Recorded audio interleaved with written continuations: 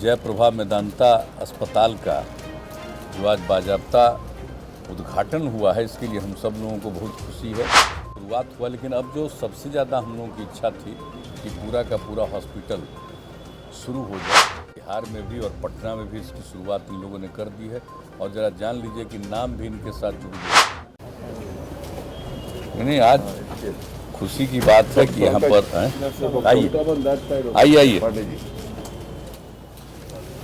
आज जो जयप्रभा मेदांता अस्पताल का जो आज बाज़ाब्ता उद्घाटन हुआ है, इसके लिए हम सब लोगों को बहुत खुशी है। और आप जानते हैं कि इसके लिए हम लोग कितना पहले से प्रयास किए।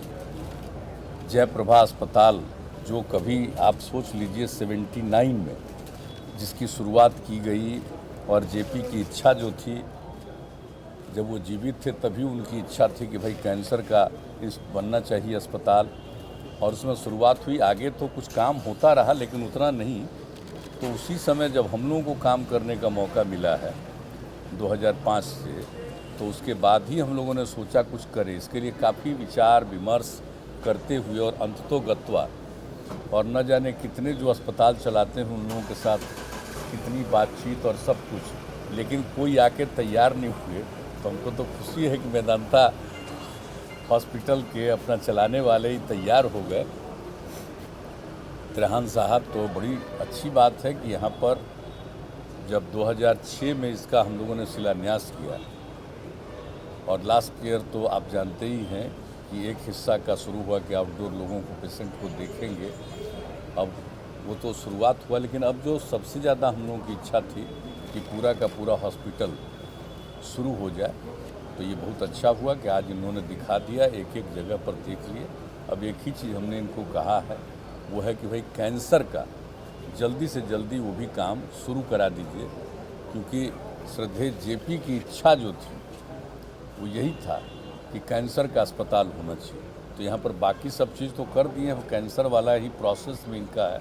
तो हमने ही इनसे आग्रह किया है कि जल्दी से जल्दी कैंसर का भी विंग आप अपना तेज़ी से शुरू करा दीजिए, यही हम लोगों का है। लेकिन जो कुछ भी हमने देखा है बहुत अच्छा है, और जो पहले से इनके साथ जो बातचीत हुई है कि गरीब गुरबा तबके के लोग आएंगे तो 25% उसके लिए इंतज़ाम रखे हैं, और उनका जो ट्रीटमेंट है तो जो होता है नेशनल लेवल पर जो है तय, हाँ, तो उसी हिसाब से होगा यहाँ उनका ट्रीटमेंट, उतना ही पैसा लगेगा।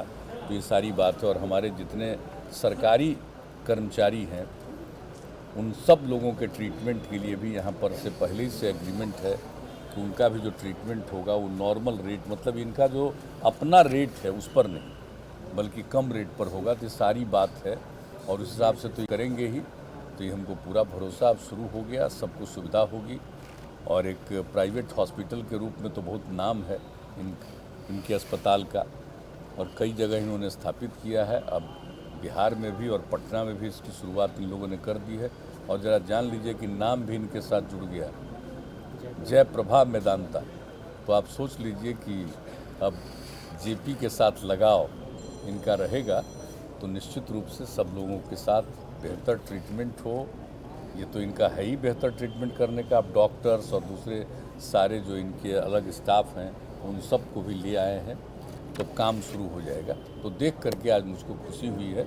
इसलिए अब हम लोगों को इस बात को लेकर के एक सेटिस्फैक्शन है, संतोष हुआ है, और जो बात कहनी थी उतनी बात हम लोगों ने कह दी। इसलिए आप लोग भी आज देखे हैं, तो विधानसभा का उपचुनाव आज उस पर कुछ बात करने की क्या जरूरत है? अरे जनता मानेगी, इस सब पर बात नहीं किया जाता है। कुछ लोग ऐसे ही बोलते रहते हैं।